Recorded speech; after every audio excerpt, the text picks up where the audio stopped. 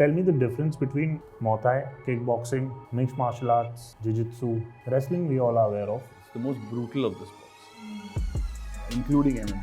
And MMA is all of them put together is MMA. Muay Thai is something very brutal. Anyone who wants to start this, the training is of that level, or someone who wants to perform in the ring, that person will be training differently. And someone who wants to just have the sport as a lifestyle in their routine, for them it will be different. Exactly. It's different depending on what your goal is. When you thought of going for this challenge for WBC, how was it? How many people did you fight in total? One. Just one. It's a national championship fight. So you just fight one. Do you get aggressive like while if you are in a combat with someone? Correct. Okay. And you guys lose your calm, like even you and the opponent. Correct. Does that happen, or both the guys are very composed and they know they're here for the sport? Right. So aggression is one of those things you feel early on in your, at least for me, I felt that early on in my career. But that aggression is usually a bad sign. It's usually you throwing the plan out the window. The emotion getting the better of it. So what do you plan to do in future? I'm inshallah planning on fighting for a world title soon. I believe I'll get it. My plan is to get to one championship. Do you think we can, like Indians can be great fighters if taught? 100%. It's in our history, it's in our blood. Why not? It's like we don't need to pretend like we've never had wars before. We've not gone through, our ancestors have not struggled before, gone through wars before, gone through enslavement, invasion. We've gone through that. It's part of our culture. Kalari Payattu was invented here. Tell me the add-on advantages of training in mixed martial arts or specifically Muay Thai. What all other benefits other than being fit adds up to your life? Discipline first. It's a primary ingredient for a successful life. And what do you think, how important is diet in an athlete's life? It's not remotely as important as you think. And what about recovery after a fight or probably a good training? Sleep. Most important thing is sleep. Any message you would like to give out to the people? Just pick a martial art. I genuinely believe it will change your life. I genuinely feel that. And it will change your life for better. 100%. That's for sure.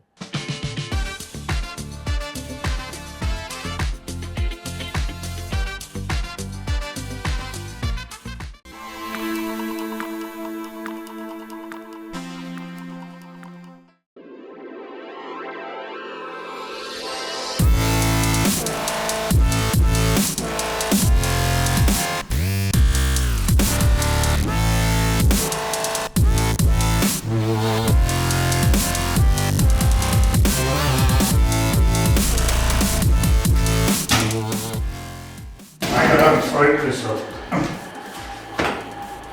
That's Kazaan, guys.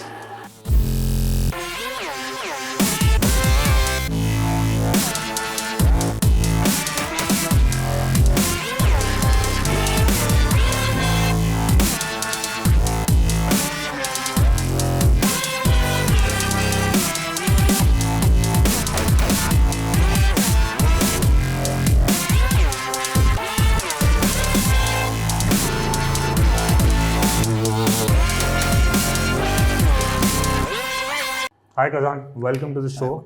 Thank you so much for being a part of this. My pleasure. So I would really want people to know what do you do. So please give them your brief. So I'm a martial artist. I primarily practice Muay Thai, kickboxing and boxing. But it's primarily Muay Thai and kickboxing. So as a martial artist, I am a professional fighter as well as a coach and teacher. So this is my gym essentially. Balance Muay Thai and kickboxing. And that's essentially what I do. And I also want you to talk about those beautiful titles you have. Okay. So you missed on that. I think that's the most important one. Didn't plug myself. Yeah. Okay. So I'm the WBC Muay Thai national champion and the IBF Muay Thai Asia champion. So I fought for these belts. The IBF belt 2 years ago, the WBC belt a year ago. And yeah, that's essentially, it's a good achievement. How has it been? The journey or the achievement? The achievement. Like, I'll come to the journey. Right. The achievement in the moment, it's like the culmination of a dream. It's everything I ever wanted. But the enjoyment is far too brief. It doesn't last long. As in? you feel good, and then it just passes really fast. You know, you expect it to last longer. You expect to ride the wave a little bit longer, Right. but you don't. Come back down to earth very fast. You know, because of life, because of responsibilities. Right. You know, because being a national champion and Asian champion is all well and good, but I still have to run a gym. You know, Right. that's still a business I need to run. When I go home, I'm not Asian champion to my mom or to my wife. I'm just Kazaan. Right. Right. So, you know, it doesn't last very long, if you get my drift. And you also, if you're ambitious, you're always looking for the next one. So I guess I kind of didn't want it to last too long in a way, because I was always moving to the next one. Right. You know. But don't you think that family keeps you going in a way that they don't tend to treat you like a champion? For them, you are Kazaan. It's vital. It's vital because, Right. and initially you don't like it, especially when you achieve. So at least I didn't like it when I would achieve something. Why don't you treat me as something? Yeah, you want that. Yes, but because that's your ego, right? Right. That's my ego wanting to be treated as more than I am. Right. Right. But family is not like that. Family is no yes men. They tell you the truth. Yeah. You know. So if you're making a mistake, they tell you. If you're a screw up, they tell you. They tell you. They tell you, you're a screw up. Fix it. Yeah, I think that's what keeps us Need it. going. Yeah. You need it. It hurts. Ego Right. takes a massive beating, but Right. it's so important. Later, you're grateful. At least I'm Right. very grateful today for it. So I want you to tell me that Yeah. when did you think of, getting Muay Thai into your life and planning to, play in the ring or perform in the ring and be a part of this such a different sport, which usually people don't really play in India specifically, if we talk about that. People are still very much unaware of this sport. So how did it come through you and you thought of doing it? So, in 2012, I went to Thailand with my brother on a holiday. The Okay. plan was to go there for 10 days, a maximum of 10 days. This was not for sport. No, it was a holiday. Okay. Right. So at the time it was to go there and do stupid things that Right. most guys would go to Thailand to do, dumb stuff, right? Like party and stuff like Right, that. right. Yeah, garbage. But I was there for 10 days, and after the first couple of days, I was thinking to myself, another 8 days, what am I going to do here? I'm just sitting on the beach and faffing around. Right. What does it do? So I don't know, coincidentally, it's like, today I know it's God, but at the time it was just pure coincidence to me that we were staying on a street that's not touristy at all. Okay. It is purely just martial arts. It's a kilometer in an Yeah, area. I know. In Thailand, there are places where they are doing it on the beaches, streets, and everything. Yes. So where we were is in Phuket. In Yeah. Phuket, there's an entire street in an area called Chalong. So it's an entire street with just gyms. Okay. It's not what you are used to seeing in Thailand. It's just pure gyms And everywhere. these are open gyms. You can just walk in whenever you like. Wow. Right? And open gyms literally and figuratively. Literally, I mean, there's no roof. You literally walk in there and it's an open gym. Right? So you're exposed to the elements, everything. So I remember thinking, okay, let me just do something for the next 8 days because I'm going to get bored. And I went to the office and I said, what do you offer? And they said, well, Thai boxing and this. And I said, well, what's this Muay Thai stuff? Let me try it out. Right. And I tried it out and I knew, at the end of the session, it was a 2.5 hour session. I threw up at the end of the session multiple times. But I knew I had found my purpose. And I I want genuinely to shake hands. It happened with me. Even I ended up throwing up. Then you know. The first time I did it, yeah. Right? Yeah. But something in you knows. And you know when you found something that you can do for the rest of your life, you know it. Right. That's what it was for me with Muay Thai. So you got that click that this is something what. Yeah, I fell in love and that was it. And before that, you had never been a part of this. No martial arts experience at all. And how old were you? 22. So you started pretty late. Quite. In comparison to how people do it. Especially in comparison to Thais, very late. Because Thais start at the age of 7 and 8. Yeah, so they have a culture inherent that Correct. you got to start as soon as you start understanding those. Yeah, you know how in India education is our way out of the low middle class? Right. Your way out of poverty is education in India. Right. In Thailand, your way out of poverty is Muay Thai. That's your way out. That is amazing. Yeah. So at the age of 14 and 15, the boy is the breadwinner for the entire family. So he is the sole, or at least the majority earner for the family by the time he's 15 and 16, or even earlier sometimes. So by the time he's 14, 15, he already knows the art form. Yes. And he's already training others for it. He's not necessarily training others, but he's the one fighting in the ring. So he's the Wow. one making That's the even money. more courageous. Yeah. Yes, yes. Right. When it comes to courage, Right. teaching people is not so hard. It's quite easy. Right. Just getting in there, that's the hard bit. Right. Right. So they're the ones getting in there at the age of 14 and 15. So it's and they're the ones earning. Because the Right. parents are quite old, or they're back in the village. Right. Because their country is similar to us in the sense it's quite rural. A large part of Thailand Right. is rural. So there's a lot Right. of farming, and farming being seasonal, 3, 4, 5 months a year, you don't earn a single baht. Right. There's nothing that's happening. Right. So what happens to the family then? The kid is who takes care of the family Wow. because he's fighting. Education is a long process, right? Till the kid Right. is 24, 25, you don't earn anything. Right. But in Muay Thai, by the time you're 14 and 15, you're already earning tens of thousands of baht every month. Wow. It's a much quicker way to. And plus, it leads you to a healthy lifestyle. You're learning an art. You're more disciplined. Yeah. You're Discipline more focused. All of these are the add-on advantages of doing such kind of sport. So now, when you did that session and you got that click that this is something I like, so how did it start from there? That you came back to Mumbai, and then how it happened? No, so I actually, from that point on, I stayed on in Thailand on and off for about 2.5 years.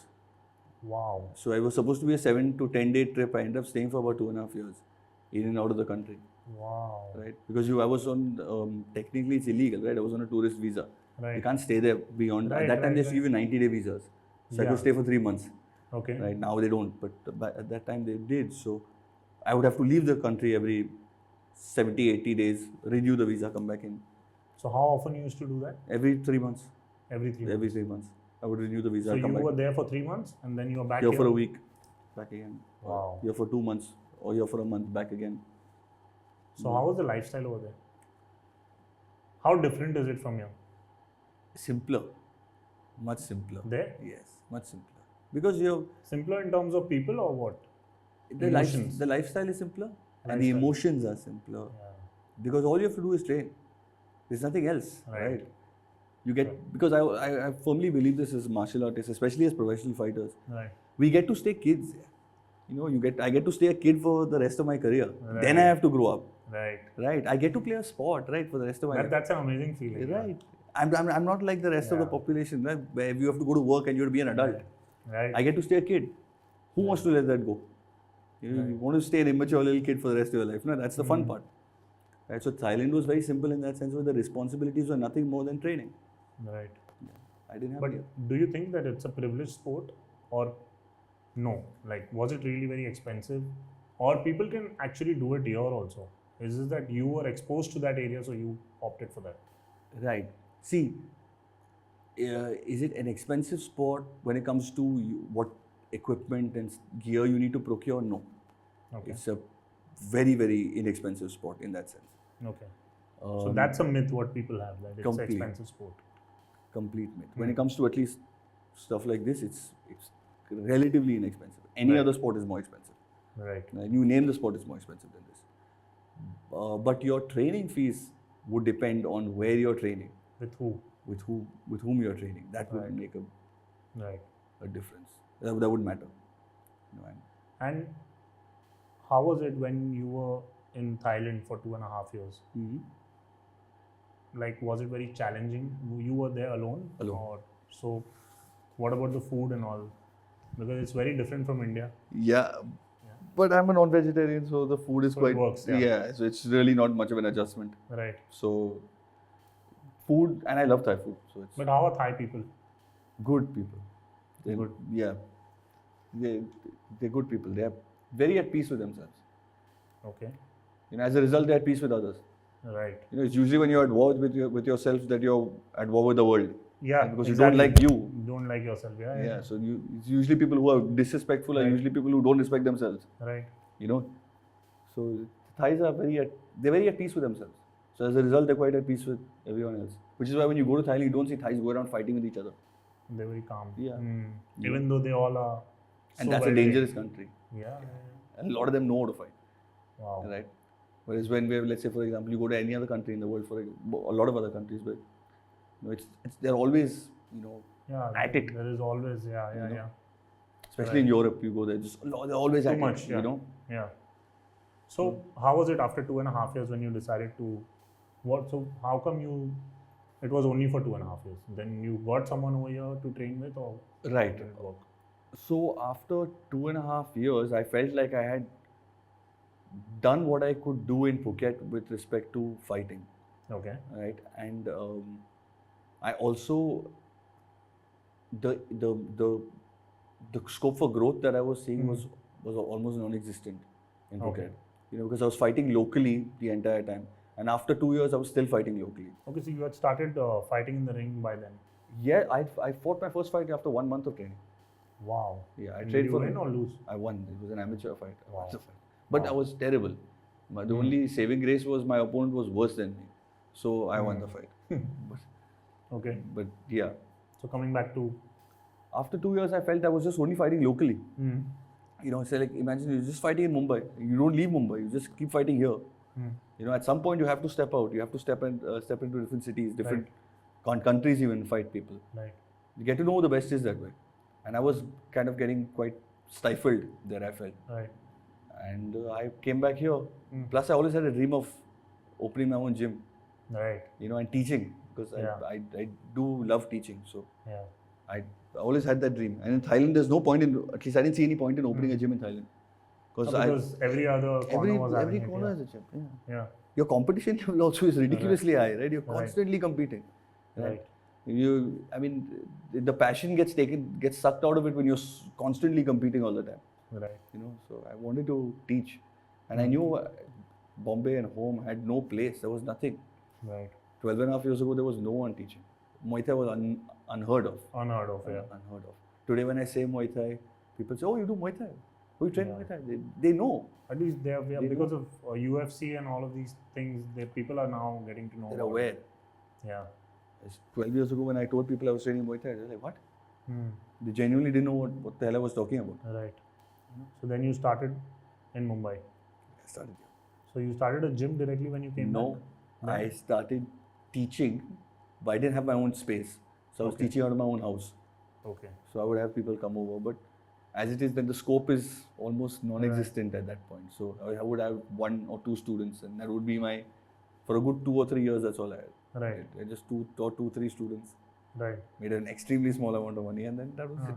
But that's the journey for every Then martial. when did you decide to perform in the ring? Being here. Being here, for the first 5 or 6 years, I didn't fight at all. Right. In my 12.5-year career, I've had 5 or 6 years where I've not fought at all. But you were training in that tra- period. Yeah, I was always training. Okay. Martial artist has to train. They can never go off training. This is not like another sport. You can't take the summer off. Right. There is no December off for a martial artist. You can't afford to. Right. Yeah. And how often do you train? Like now? I train once a day, 6 days a week. Okay. But that's largely because I teach as much as I don't have that sort of energy or time anymore. Right. But when I started out, I was training 2 to 3 times a day. And your training session is for how long? An hour to an hour and a half. Not more than that. Never more than an hour and a half. Usually an hour. Okay. Yeah. How many bones are broken? Mine? Yeah. I haven't counted, but maybe about 10, 12, maybe more. Which ones? Ribs, Wow. nose, finger. Alhamdulillah, that's it so far. So far. So far, yes. So, Hopefully keep it that way. you know, there is a saying, they say, if you happen to see those ears, I don't know what you call them, Cauliflower ears. cauliflower, don't fight. Don't even argue. So, should we actually follow that? Yeah, if you're smart, you probably should. And what if someone doesn't have it, but he knows the Like art? in Muay Thai. Now, we don't have it. I don't have cauliflower ears. Right. Cauliflower ears comes from wrestling, not from all Okay. martial arts. It's only specifically wrestling and jiu-jitsu. Oh. Those are the two that will give you cauliflower ears. Not Right. Muay Thai. Not so much in Muay Thai because it comes from friction. Like basically my forearm rubbing against your elbow and the blood vessels rubbing against your ear and the blood vessels in your ear pop. Right. And that's when the puck happens. So if you don't drain the blood out immediately, the cauliflower ear gets formed. I think it's not every single session when that happens, you can't keep draining the blood out. So people Right. just learn to live with cauliflower ears. But is that painful or something or not? Not after a while. Initially, yes. Okay. Because it's very sore. And there's blood. It's like almost like a boil. Yeah. So initially it's very painful, but no. At least not that I've heard of. I've never had them, so I wouldn't know. Right. Comes a lot from wrestling because there's a lot of friction, rubbing on each other. You know. So tell me the difference between Muay Thai. Mhm. I'm just gonna give you names, so you tell me if I'm right or wrong. Muay Thai, kickboxing, mixed martial arts, jiu-jitsu, wrestling we all are aware of. Okay. So what is the difference? Like Muay Thai is a very hardcore sport I have heard. In comparison to these, like the pace and the speed of Muay Thai is way higher compared to kickboxing and all of these. The pace is not necessarily higher. The brutality is just more. It's the most brutal of the sports. A better word to put it is that, yeah. It's the most brutal of all of them, Right. including MMA. And MMA is all of them put together is MMA. So if you put Muay Thai, kickboxing, boxing, wrestling, jiu-jitsu, sambo, put it all together, that's MMA. Basically use whatever the hell you want. That's MMA. That's MMA. In Muay Thai, I can't do whatever I want. I can't take a guy down and start wrestling with him. Right. Right? Because that's so, because we are limited by a rule set. Right. Whereas in MMA, there is a minimal rule set. So Muay Thai is more of kicks? In Thailand, yes. Yeah, because that's how they do it. Yes. It's more of kicks. But what about in the ring? Depends on your style. Depends largely on your style. You can make a success of your career without being very kick heavy. But you will need to have them. You can't go without kicking a lot. So do you also have sharp shin and everything? The shins? Yeah. Yeah, reasonably. But I've seen one of my friends used to train me. Correct. He used to be like, this part used to be like some sort of blade, like when you know, especially after like the drill, it used to be like more. Yeah. You know, you could feel the sharpness. It's callousing, no? That's why. Right. You need it to callus, otherwise it doesn't get strong. You need to form those little ridges on your shin. Right. If you don't have the ridges, that means the shin is not strong yet. Okay. So my shin has got bumps on it. So it's supposed to It's be. supposed to, because it's forming it's almost like it's not exactly, but it's almost like a protective layer over your shin bone. Right. So it sort of softens the impact, very minimally, but it softens it. Right. So what do you think about India still not having even basic martial arts as a lifestyle, and even the government is not promoting it that well. And you think that it should be a part of every kid's lifestyle and the schools should adapt something like this? 100%. If I can be specific, every boy's lifestyle. Every boy must. I feel it's mandatory. You should know. Yeah. No one is telling you to make a career out of it. Right. Yeah, no one is telling you to step into the ring either. But knowing how to protect yourself, knowing how to protect your family, Right. your rights, your property, Right. your faith, because in the world today, anything is possible. People attack everything. Right. So, They're all kind of humans yes, now. yes. And you're going to protect yourself with words every single time? No. Someone's going to come along with violence, and words will not help you. Right. And we, as a man, you will have noticed you can try to avoid fights your entire life, but at some point you'll have gotten to a fight by now in your life. Right. It's a rite of passage for a man. Right. For especially a boy growing up, you will get into a fight. Violence is unavoidable if you're a male, unavoidable. Right. You will face it. What do you do then?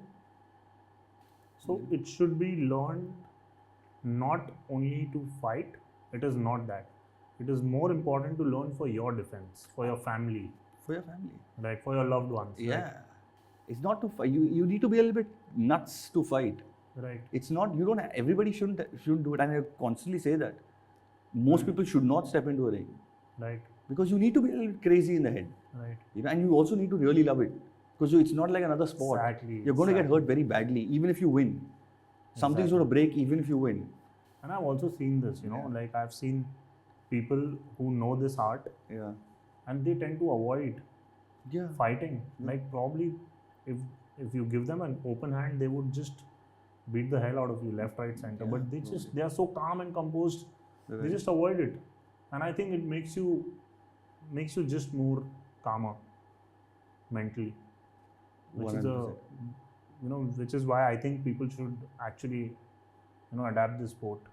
Yeah. And what do you think about Muay Thai is something very brutal, if I'm not wrong. No. So anyone who wants to start this, the training is of that level, or someone who wants to perform in the ring, that person will be training differently. And someone who wants to just have the sport as a lifestyle in their routine, for them it will be different. Exactly that. It's different depending on what your goal is. Okay. So even when I said when everybody should learn, especially every boy should learn, Right. that's what I meant. You should learn the fundamentals. You should learn the basics. You should not be learning to get the crap kicked out of you. That's not how it's supposed to be. Right. You get the crap kicked out of you on very select occasions when you're preparing for a fight. You kind of need that as well, because you do not want to go into a ring thinking that you can't be beaten and you can't be hurt. You're fooling yourself. So yeah, it differs based on what your goals are. Right? Some people will come to my gym specifically looking to get fit. That's all they want. I just want to get in shape. Okay. Right? The intensity differs for them. Some people will be coming here to learn the martial art, but they have no intention of ever stepping into a ring and fighting. Into the ring, yeah. Right? And every now and then I'll have the student who will say, okay, I've learned a bit. Can I fight? I'd like to fight. Right. Then the training differs for that person. Because then he or she has to go on a slightly separate journey. You can't be doing what everyone else is. Right. So I'll ask you two questions. That when is the right age for someone who wants to make this a career? When is the time you think they should just opt for it and start preparing themselves? Or is there an age, or there is nothing as such? Because even you started pretty late. There's no right age. There's a wrong age. Right. Being too old is a wrong age, or being way too young is a wrong age, because there is a little bit of contact as well. You don't want to be starting at 3 and 4 and 5 because you can hurt each other. Right. Because there is a lot of bone-on-bone contact and flesh-on-flesh contact, which can do damage, especially at that age when your bones are not formed yet. Right. You can break stuff very easily. So there is a kind of wrong age, but there's no right age. I mean, anywhere from the age of 12, you can be a part of it. onwards, and you can just go. I mean, I have students who are like 45 and 54 and 55. They are doing it for and they train 3 times a week. Wow. Yeah. So I got 55-year-old students who are training 2 and 3 times a week. So there's no real. So how different is it doing a Muay Thai training and being a part of a regular gym? This I'm asking in terms of a regular fitness, not in terms of like playing in the ring and all. Correct. But I'm talking about someone, like you said, 40, 45-year-old are also being a part of, your training sessions and everything. Correct. So why would you say this is better than gym? Because it's an ever-evolving activity. Unlike the gym, not in its entirety, but large parts of the gym, a particular thing that you do in the gym, for example, if you do a bicep curl, if you learn a bicep curl, you learn the bicep curl. There's nothing more for you to do. 6 months from now, it's still the same movement. Right. 6 years from now, it's still the same movement. There's not much you can do with that bicep curl. Right. But for example, if you learn a jab, there are 100 different permutation combinations after a jab, before a jab, during a jab. Right. So it's an ever-evolving thing. So just when you think you're done, you're not. Another door opens and you realize you don't know 3 more things. Right. So it keeps you on your toes. What I mean is, I wouldn't even say it's better. I just think it's way more interesting. It's way more fun than going to the gym. And if you're simply looking at lifting weights, if that's it. Not to knock anybody lifting weights. It's just one of those things. Right. What I find it to be quite boring after a while. What do you do with the same activity again and again? There's a limitation to it. There's a limitation. And there is bound to be an inevitable loss of interest. Right. It's bound to happen. It's the same activity. Right. So what about females? Are they also opting for it now? Yes, quite a few. Of course, the ratio is more male to female, but I suspect that will probably always be the case. Right. It's always like, at my gym, it's 70-30 male to female, which is pretty high on the female side.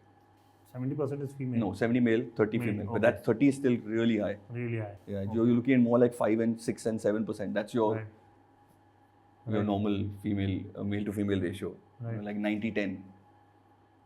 So then when you thought of going for this challenge for WBC, yes, how was it? How many people did you fight in total? One? Just one. It's a national championship fight. So you just fight one. Right? How long does that entire bout goes for? If you're counting total ring time, you could potentially be in there for 19 minutes, 19. 19, okay. Yeah, 5 3-minute rounds, 1 minute break in between. Some organizations will give you 2 minutes break in between rounds, but assume one. Where does this happen? This fight happened in Bangalore, Okay. so I don't remember the area exactly. But No, that's Bangalore, okay. Yeah. And what is the mentality when all the fighters are around you? Uh-huh. What is the thought process? What is the feeling that, how are you feeling? Like, just what is it? What is going on inside a fighter? That's hard. That's a tough question. Yeah. Yeah. There's a lot going on inside. For me, it's a mix of emotions. There is excitement. There is obviously fear. Right. That is a myth that there is no fear. There is always fear. Before entering the ring. Yes. Once the bell goes, the fear, it genuinely disappears. At least for me, it completely disappears. Because your focus is your opponent. What he can do, what you can do. Right. Yeah. Then it becomes about victory. For some people, it becomes about just survival. Right. But whatever your intention is in that moment, the fear goes. Fear is usually there when you have bugger all to do. You're sitting on your bum, waiting for your name to get called out. And for me, I'm sitting for 4 or 5 hours before a fight, just waiting for my name to get called. Why? That is because you are the last one to Last compete. fight, main event. Main so event. you fight the last fight, and because I'm a champion, I'm literally the last person who will go out. So I have to wait for my opponent to walk out also. So that will take 5 minutes more, 10 minutes more, 15 minutes more. Depends how slow he chooses to walk. Right. Depends how much time he chooses to waste. Can decide to do anything he wants. Right. So, do people get aggressive inside the ring as well once the fight starts? What do you mean aggressive? Aggressive as in, for example, if I ask you that, do you get aggressive like while if you are in a combat with someone, Correct. okay, and you guys lose your calm, like even Yeah. you and the opponent. Correct. Does that happen, or both the guys are very composed and they know they're here for the sport? How does that work? Because when we see it on TV, when we see it as a sport, Right. the commentators are telling us what they are feeling. Correct. The fighter is never expressing or cannot ever express. Right. We come to know the expression through the commentator. Correct. So we don't know what exactly it is. Right. So aggression is one of those things you feel early on in your, at least for me, I felt that early on in my career. Right. When I'm in the ring. But that aggression is usually a bad sign. Right. Right? It's usually you throwing the plan out the window. It's the emotion getting the better of you. Right. It's not that you have to pretend like you don't have emotions and become a machine. It's not that. Right. You just can't act on the emotion. That is the thing. You will still have all the emotions. The problem is when you start acting on them. Just because you hit me, "Arey mukka mara, maru usko." That is the problem. Right. Because you will throw the game plan out of the window. Right. Because just in trying to hit you back, I will swing and you probably will not be there. And I will overextend myself. I'll reach for you and you will hit me on the return. That happened why? Pure aggression. Right. Ego. Ego. So that should not take over. Should not. Experience takes that away. Now, for the most part, it doesn't happen to me. But it would happen to me initially. Always. All right. So you got to give that time to the sport to understand the importance of it. To understand, it's just like, it's like shaitan whispering in your ear. Right. Attack, attack, attack. You should just deny it. It's all nonsense. It's just a lie. Right. You have to stay with the plan. Right. And that usually works out. So what do you plan to do in future? Now that you are a champion, are you planning to defend it more often or defend it are you planning something international as well? Yes. I'm inshallah planning on fighting for a world title soon. I believe I'll get it. My plan is to get to one championship. One championship is a Singapore-based, one FC. Yeah. So the plan is to get there. Wow. Right. So the hope is that I will eventually. They are growing pretty big. Big. Yeah. Big. And they have a lot of Indian fighters collaborating with them, right? They have a few. I've heard. I think that some Fogart, that female, I forgot her name. Ritu Phogat. Yeah, I think she's a part of one, right? Ritu Phogat is in one, or is she in the UFC? I think one, if I'm not wrong. I'd seen her win in one. Are you sure? Maybe. MMA, Not really sure. It was MMA, that I'm sure of, yeah. It was an octagon, I saw that. Correct. Yeah. Maybe. I wouldn't know. I don't really follow too much of MMA. to be honest. Right. But yeah. So the plan is to get there. In the meantime, just keep fighting. Any fighter you look up to? A few. In Muay Thai, Samarth Karun is in the Muay Thai world. He's probably the greatest. Wow. At least to me, he is the greatest. He's from Thailand. Thailand. Okay. The names sound very similar to us, na? Yeah, I thought he must be an Indian. A lot of names sound very similar to Yeah. us because of the Buddha link. The history is very much Yes, connected. yes, Yeah. yes. So yeah, Samarth is one. If you know who George St. Pierre is, GSP, Yeah, for I heard of GSP, him, for his yeah. mentality, for Right. his honesty, you know, talking about being afraid before a fight. That's something no fighter ever did. No fighter ever talks. Every fighter pretends to be a tough guy. Yeah, you gotta have that mentality. You gotta be super strong. Nonsense. Yeah, Everyone is scared. Everyone's scared. Right. I'm as scared as the guy in the opposite locker room. Right. As long as I remember he's just as scared as me, everything's fine. Right. The minute I forget that he's also scared, then my fear starts to take over. Right.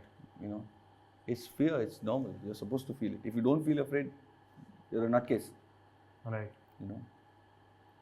So where do you see Muay Thai as a sport 5 years down the line in India?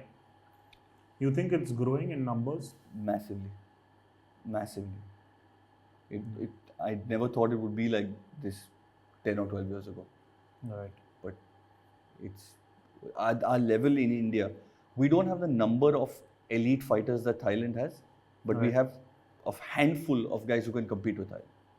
Wow. Yeah, we can compete with the best over there. You think we can, like Indians can be great fighters if taught? 100%. 100%. It's in our history. It's in our blood. Why Right. not? Right. It's like we don't need to pretend like we've never had wars before. We've not gone through. Yeah. Our ancestors have not struggled before, gone Right. through wars before, gone through enslavement, invasion. We've gone Right. through that. It's part of our culture. Kalari Payattu was invented here. Right. There is documented evidence now. I'm not sure how factual this is, but as far as I know, it's the oldest recorded martial arts in the world. Martial Yeah, art in the world. Kalari Kalari Payattu, Payattu. It's not from Greek, Right. right? It's not from Greece. It's not from. Even they say Muay Thai and martial arts is something which is Indian origin, but I forgot the name. He traveled to China and then they probably adapted it in a much better way and got Correct. it into their life Correct. in a much better way than India did. That I wouldn't be surprised if that was Right. the case. I mean, we can definitely produce elite fighters. We are producing them. Right. It's just that we're not producing them in the numbers that England Other or countries are, yeah. Thailand is producing it. It's not like we're not producing good fighters. Yeah. That would be a problem if we weren't producing any. Right. Right. Even though the numbers are less, but the fighters are of quality. Yes. That's the Yes. good part of India. Tell me the add-on advantages of training in mixed martial arts or martial arts, or specifically Muay Thai. What all other benefits other than being fit adds up to your life? Discipline. First. Right. It's a primary ingredient for a successful life. Not just successful business, successful life. Right. Discipline. That's one. Self-esteem. Right? Your confidence and your self-esteem, your self-respect goes up massively because you're disciplined. Right. Everything you said you would do, you went out and did. Why would you not have confidence? Right. Why would you not have self-respect? If you give your word to someone, you're able to keep your word. I'll be at training, you're able to be at training.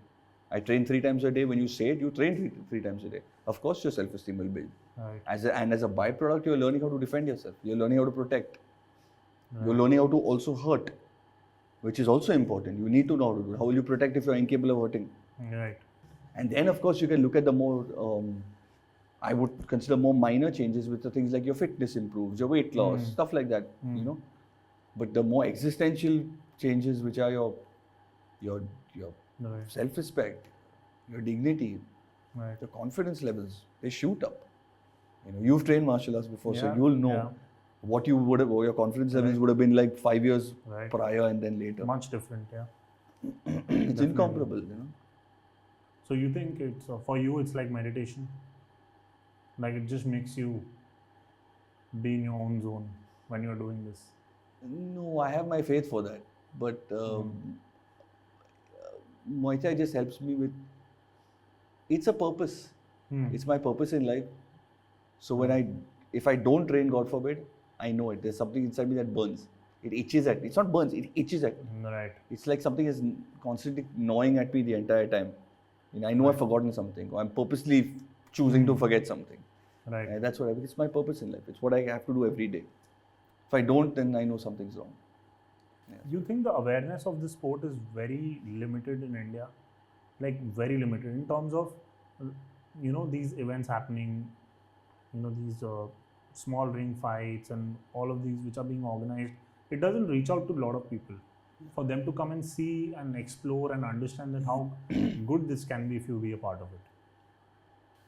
To answer your question in two parts, Yeah. the awareness, when it comes to the size of our population and the number of people who are aware, no one is aware. Right. By that standard, Yeah, by no one that is aware. standard, definitely. You know, it's almost, it's As a good as non-existent. no. Yeah. You know, if you're looking at the size of our population, the amount of people, the percentage that knows about Right. Muay Thai. Yeah, this is more of a metro city sport. Correct. This is not in any rural areas, and all. Like they'll be like, "ये क्या बात कर रहा है?" Yes. So this is too much of like people who are, like I said, people who have traveled are aware of this, Yes. or people who are too exposed to internet and all of this. The Yes. access is there. Yes. They are probably aware of the sport. Yeah. That's so the awareness aspect, that's one. The second bit was the promotion. Promotion, Right. So the promotion, I think that is the promoter is to blame for that. Okay. I don't think that has got to do with the public or the audience or anything like But that. there is no government entity promoting this, right? Or There, is there? there are government entities that do promote. I mean, there are government influenced entities that promote it. Okay. But I mean, they're doing a bad job too. Right. You know, they're not doing a good job either. Right. I mean, I've not seen. I can't think of one. I can think of maybe one promoter who's done a good job promoting Muay Thai. Right. You know, and one. Hmm. It's the promoter's fault entirely. It's not that people aren't interested. People are. You know, it's just that the promoters are doing an absolutely terrible job of promoting. Indian promoters are bad at it. Right. Maybe it's just a new thing, so we're kind of finding our feet. Yeah, we're But- still trying to figure out. Yeah. So it's just new business. You don't know what to do. Right. So it's understandable. You could just put it down to, okay, you know what? Don't know what they're doing yet. Fair enough. Right. But if this is what is to come, well then it's bad. So now you are a fighter. Yes. You are a champion. Yes. You are training people as well. Yes. What are the most common myths you come across when people approach you for training or probably understanding the sport, or when they ask you about your sport? Off the top of my head, first one, I hear this a lot. I need to get fit before I start training a martial art. People say that to me all the time. Before. Because otherwise I can't do anything, right? I'm not fit. That's their justification. Right. Right? Now you've trained a martial art before, so you know what I'm talking about, right? Yeah. That's a complete myth. That's a fallacy. You get fit as a byproduct of training the martial art. You will get fit. Exactly. You don't need to get fit to train. Right? So that's one. That's a big myth. You need to start training, you will get fit. You don't need to worry about that. The second thing, sort of like FAQs that I get are, a lot of them are stuff like, I don't want to be afraid, and I want to stop being afraid. That's why I came to learn. And that's another myth. That's a bubble I have to burst for them. It doesn't feel nice to burst it, but I have to burst it. It doesn't go anywhere. The fear never goes. Right. You just learn to deal with it better. Right. That's all. You know how to deal with all the tricks that fear plays on you. Yeah. Those tricks are not going to throw you all over the room, which initially they will. Right. Yeah, but these are like little things, like myths, for example, the fitness bit, the fear bit. Right. So, what is your favorite attire to wear? Definitely, I don't think so. You are very comfortable in this. No, it's my training gear. Your training gear. Definitely my training gear. So why don't you change in that? I'd love to. I'll change right now. Great. So finally, now that you are in your attire, how are you feeling? Comfortable. Better? Much. So tell me this now, what are the challenges as an athlete you face? The first one, it would be achieving my dream of becoming a world champion. That would be the biggest challenge. The second way would be to do it in a way that is, I feel that is commensurate with my principles, my belief system, my morals, my faith. Right. You know, to do it as a good Muslim, not to do it just anyhow. Right. You know, and compromise on my beliefs. So to represent the martial arts well, to represent Islam well, to do things properly. Right. You know, that's the second challenge. Third challenge would be the financial, which is to make a lot of money and all that nonsense. But that is a very, very tertiary thing. It's a second, it's down the line. Right. Yeah.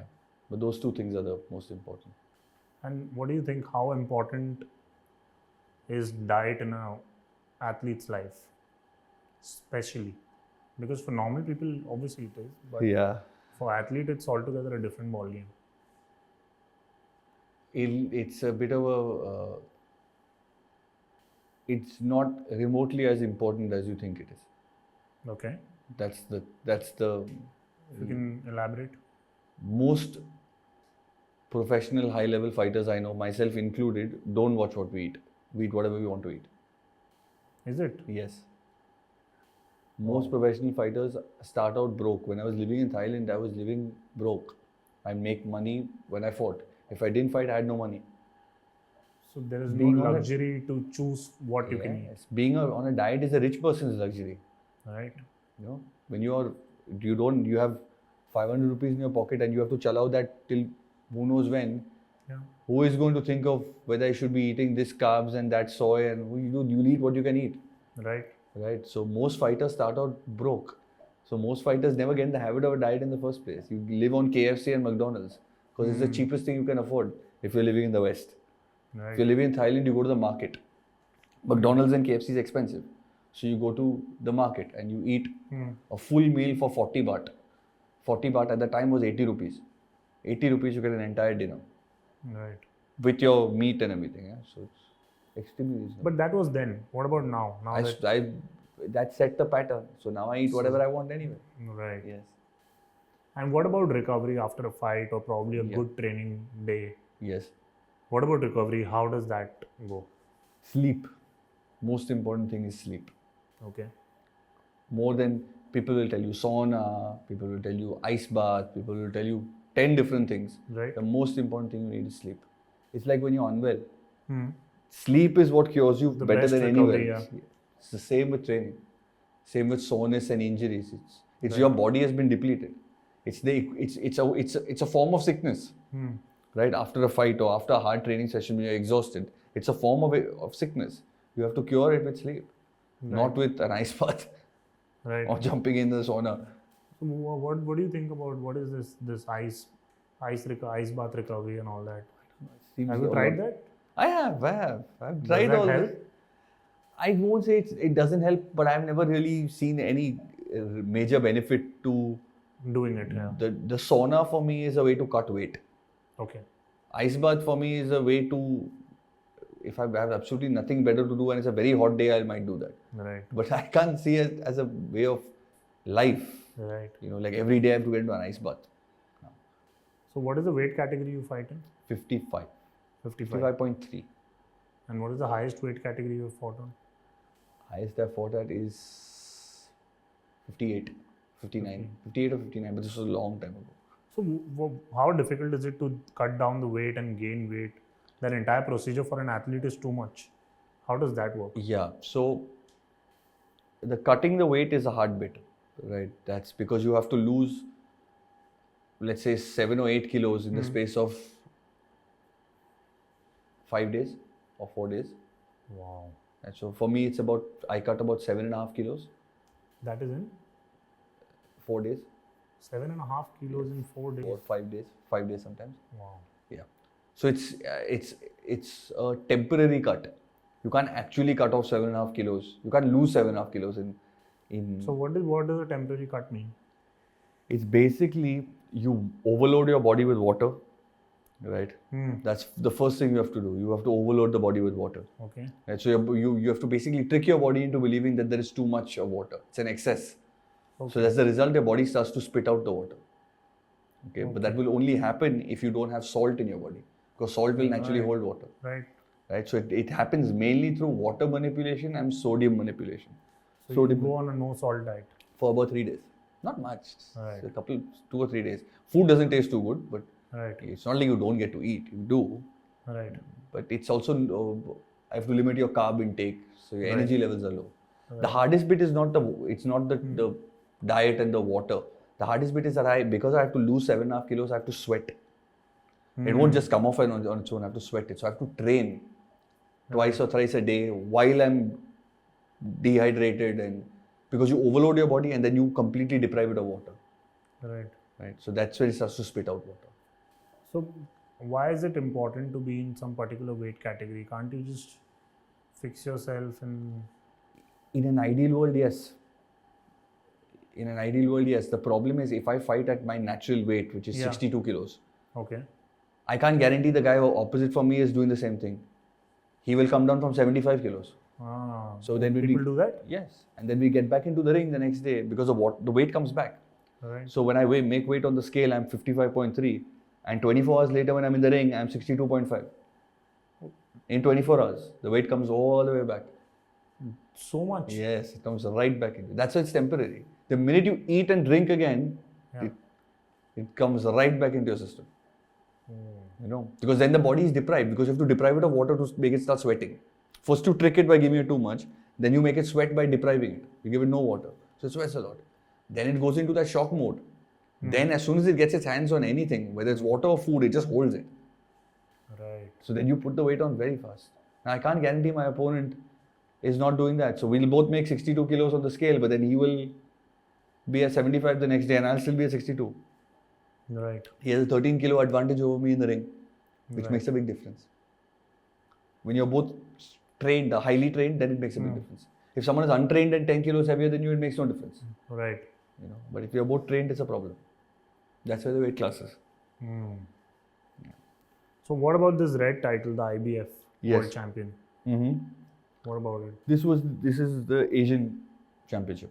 When was this? 2022. 22.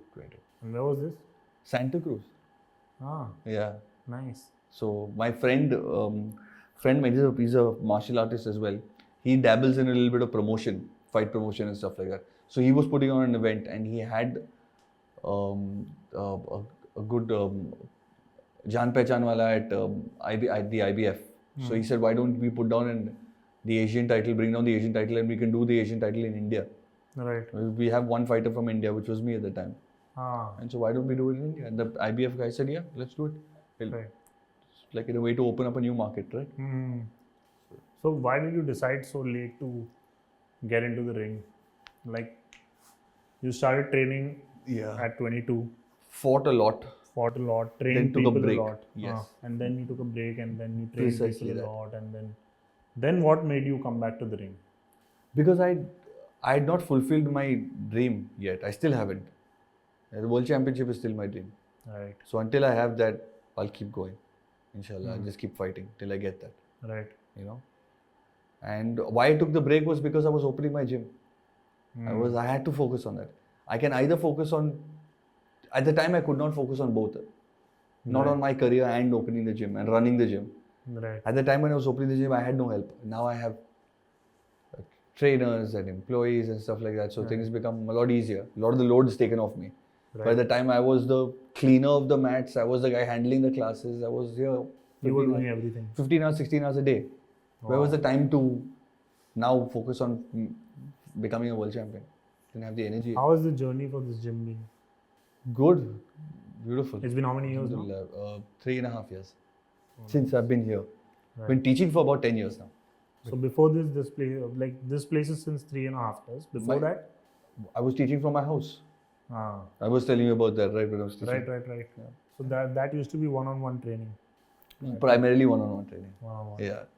Out here is like groups and private training as well. So what advice would you like to give to aspiring fighters or someone who's willing to start off their career in a sport like this? We have, I feel, as Indians, we have a bit of an inferiority complex. When we go out into the world, we start to become a little bit small. I feel, and we feel and it happens with our fighters as well. We don't think we are good enough. Okay. We don't think we are capable enough, and that I've seen happen on a couple of occasions. Okay. When we walk out and we just don't think we have it. Oh, he's from Thailand, so he must be better. Right. He's from England, so he must be smarter. That other origin phobia. Yeah, whatever the hell it is. It's not true. Right. It's a lie, and it's a lie that the rest of the world will continue to tell us for as long as we Tell believe us. it. Yeah. Yeah, so that is a big one. That's my advice is we are not inferior to them, and for as long as we continue to believe we are inferior to them, it will become true. I've seen more fights get lost because of lack of confidence than I've ever seen fights get lost because of overconfidence. Most fights are lost because of lack of confidence, not overconfidence. Overconfidence, that's another myth. Oh, you're overconfident, that's why you lost. Once in a while you will lose because you're overconfident. But you will lose almost every time because if you're underconfident. Not almost every time. You will lose every single time. Right. Yeah. Even if you're better. What is the importance of a good coach if you're planning to start your journey in martial arts or Muay Thai or mixed martial arts? What is the importance of a coach? More than a coach, I feel you need a teacher. More than a coach. You don't need a trainer, you need a teacher. I feel that's better.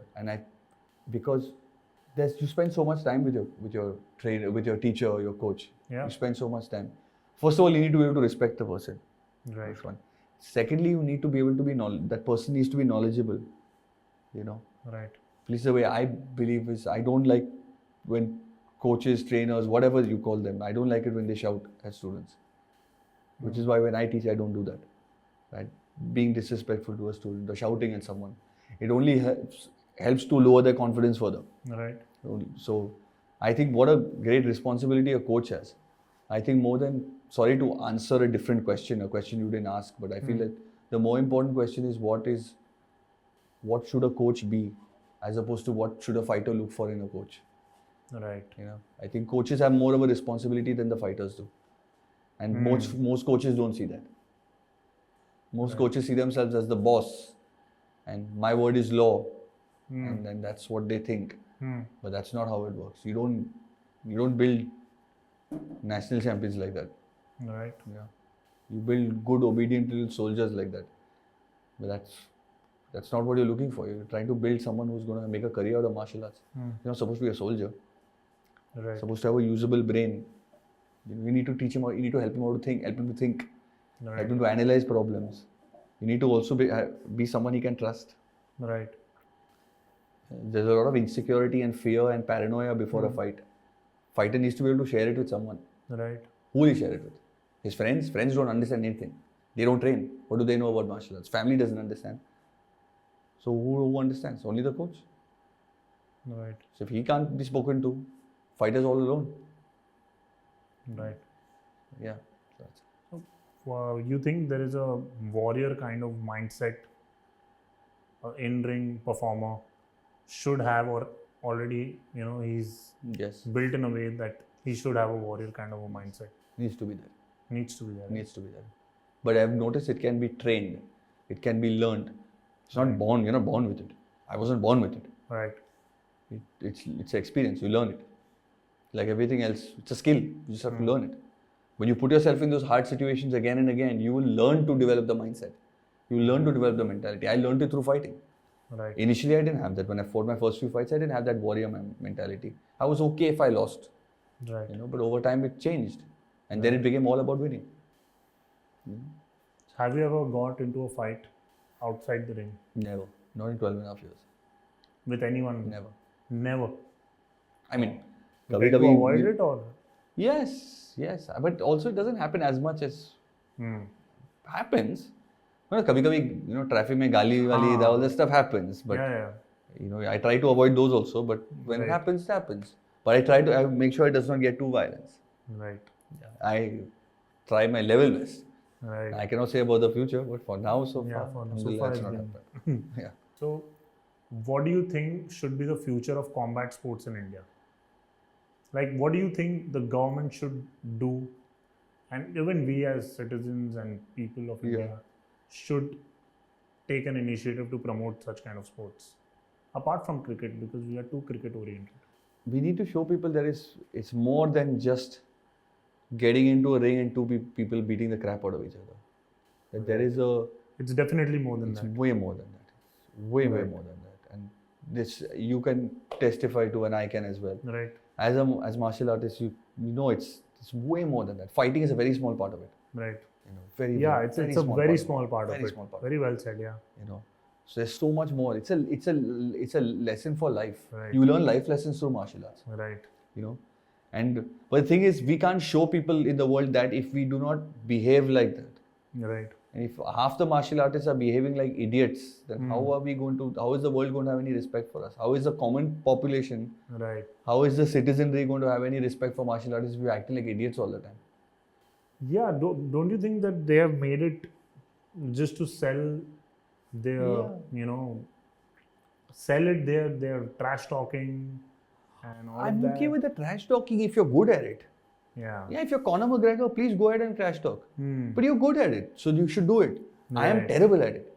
If I start trash talking people will know in a minute that this he's guy's being making it up. Yeah. Yeah, it's disingenuous. He's Right. faking it. This is how I am on a regular basis. If I do any more than this and I start giving gali, people know immediately this guy's here. He's a fraud. Right. And that's what we try to do, right? We try to see someone like Conor McGregor. You see all the money he's made and you think, if I follow that system, I'll get It'll there. work for me as well. Yeah. Failing to understand that it must be a very, very core part of his personality. He must be loud by nature. He Yeah. must be, Yeah, which reflects in him. of course. And he is. You see the way he dresses. He Yeah. is loud by nature. He is a loud Yeah, personality. that's why it's genuine. You can see Right. it. Right. Right? You never think, he's a fraud. Yeah. Seems genuine. But if I wear floral shirts and I start trash talking people, you'll know immediately I'm a fraud. Yeah. People will not connect. Yeah. It's because we're being disingenuous. We're being filmy. Which is a problem. Everything is too dramatized in our country. Everything is a drama for us. Don't you think that internationally this sport is definitely a very well-paid sport, and there is like no limitation to it. Like it takes you above and beyond. Yes. So you think It's huge. it's huge, right? But that huge only comes when you're genuine. You know. You think the procedure of Indian fighters to get through those international events is very tough, or the link is not yet set? The link is not established. Hmm. I'm hoping to do that with these two. Right. And eventually get to one championship and establish some form of a concrete link. We don't have one. That's our problem. So that connectivity is Yes, not there. it's not that India doesn't have great fighters. We don't have many, but it's not that we don't have any. We have. But there is no link for Singapore to see what's happening in India. Right. That is whose fault? That's the promoter's fault. That is the fighter's fault for not promoting himself correctly or herself correctly. Right. It's no one else's fault. It's not the one championship or the UFC's fault. They're doing all they can do. Right. Right? You have to get your name out there. You have to show, and you have to win. Na?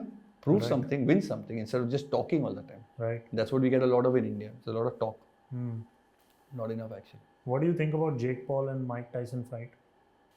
I don't know. It seems like why? Gimmicky, right? It's a very gimmicky fight. I like Mike Tyson.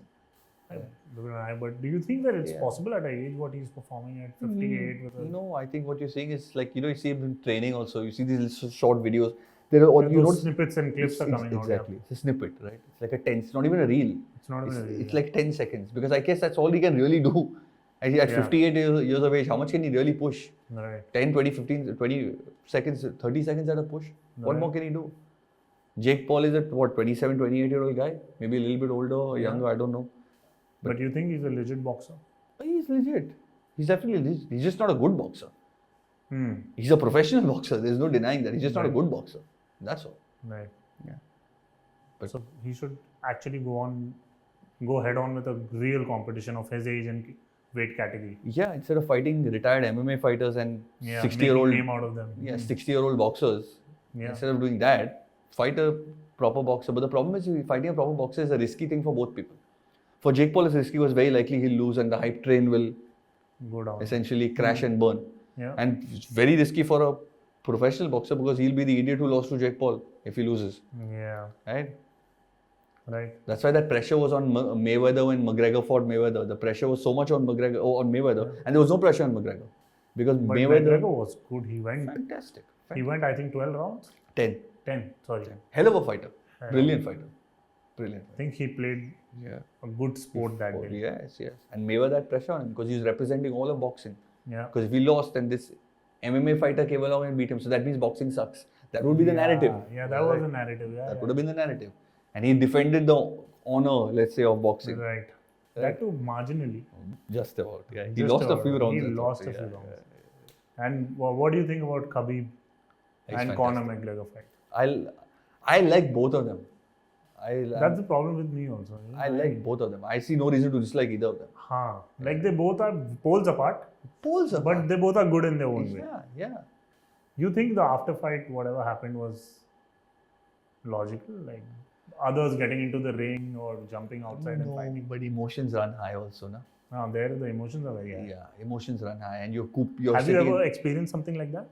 No. Like your crew and the other fighters' crew? No, never like that. Having a bad face off or something? No. It's a rare thing, honestly. It's not a common thing. So how many people are there with you? Like when you're about to fight, what is the kind of crew you need? I'm allowed to take 4 corners. I'm allowed to have 4 corners. So 4 people in my corner. That's what I'm allowed. And what all do they do? So I need to have one person who will handle cuts. So I need to have a cut man.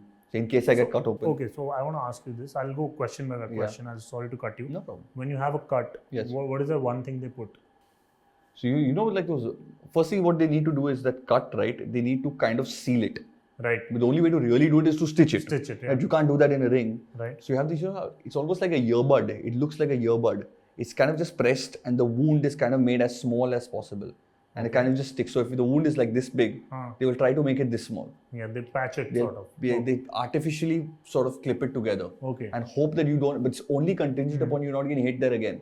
If you get hit there again, it opens. Right. So that's, you need a cut man for one.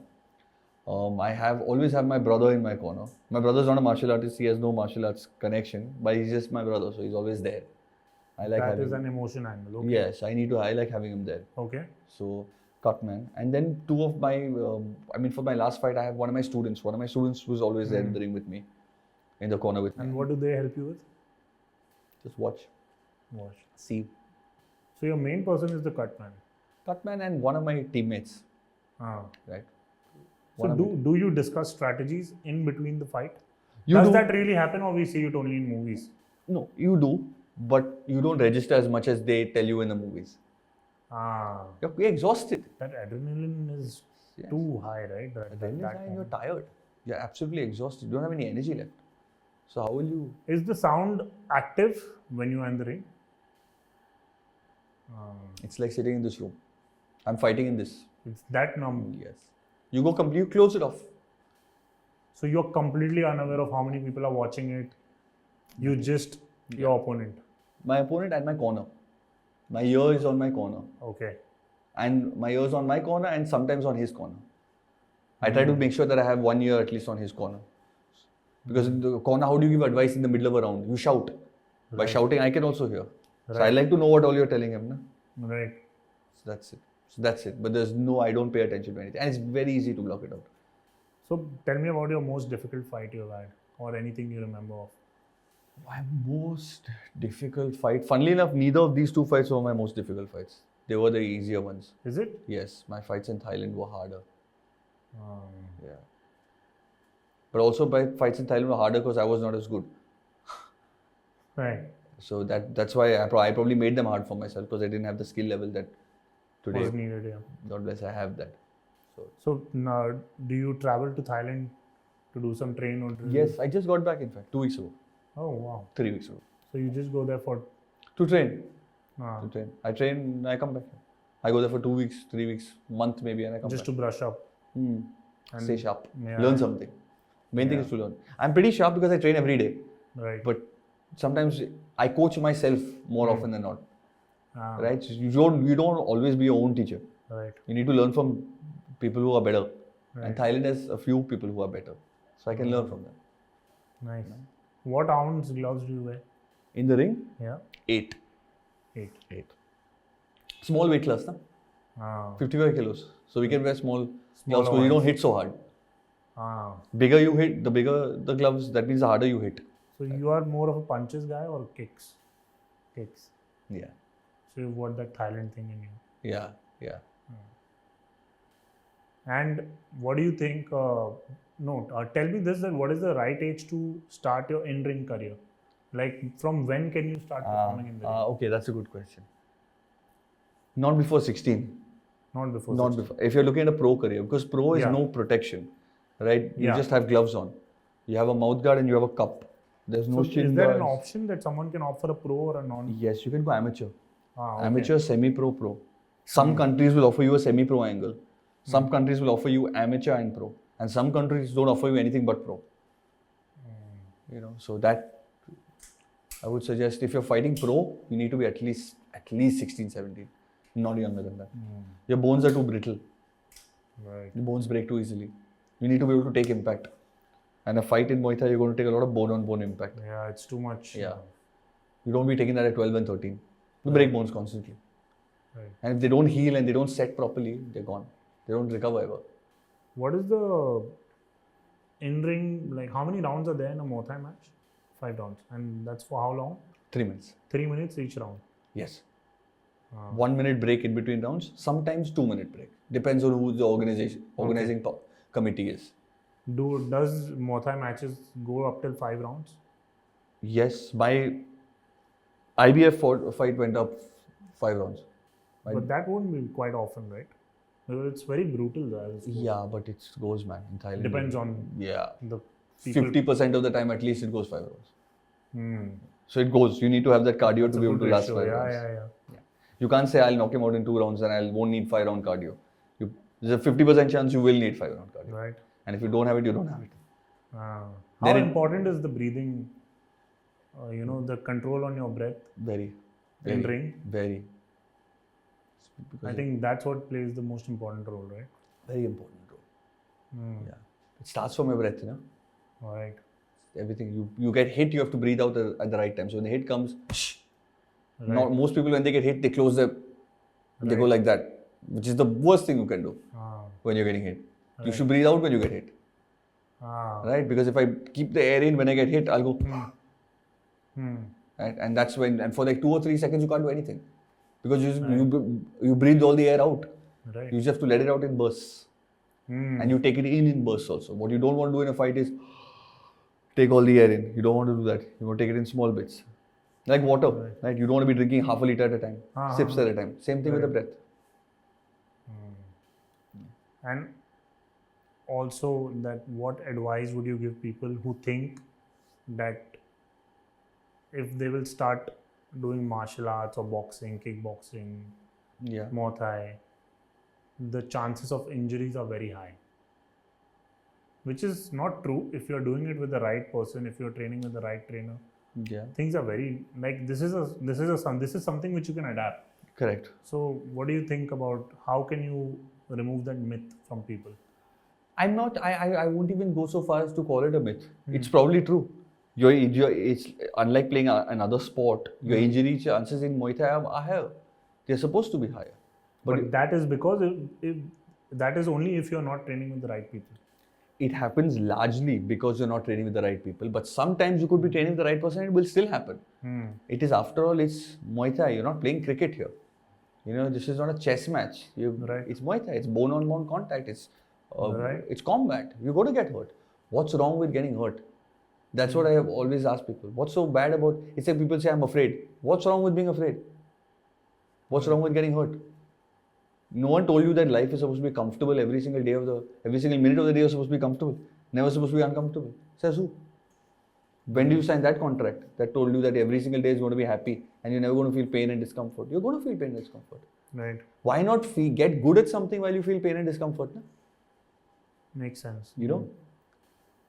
So what are the basic fundamentals a person should look into when they are planning to start as their career into combat sports, or just they're thinking of starting to train?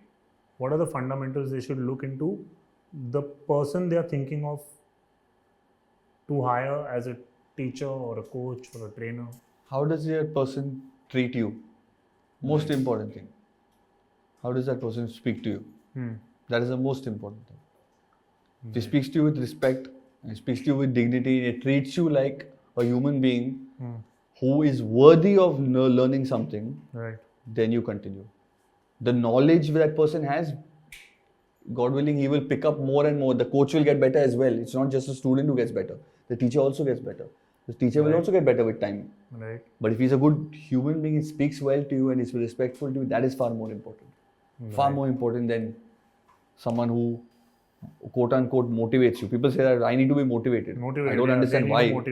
I don't understand why anyone needs to be motivated. But if you do need to be motivated, why can't you be motivated with someone who speaks to you well? Why does he have to shout at you to motivate you? Right. You know, I feel you can motivate someone much better by not shouting at them. Makes sense. You know, shouting actually demotivates people. I don't know how that people, they twist their own logic. Yeah. But yeah. Any message you would like to give out to the people in terms of this sport and Yeah. Martial arts is beautiful. It's a beautiful, beautiful journey. Pick any martial art. I'm not saying pick Muay Thai. Pick Muay Thai, pick kickboxing, pick boxing, jiu-jitsu, wrestling. Pick whatever you want. Just pick a martial art. I genuinely believe it will change your life. I genuinely feel that. And it will change your life for better. 100%. That's for sure. one thing which you said, which is like, which I connect to very much, is that fighting is just a small part of it. It's definitely way beyond that. Yeah, 100%. Thank you so much, Kazaan. It was a pleasure talking to you. Appreciate it, man. I'm Appreciate so it. happy you did this. It was amazing Appreciate talking it. to you. Thank you. Thank you so much.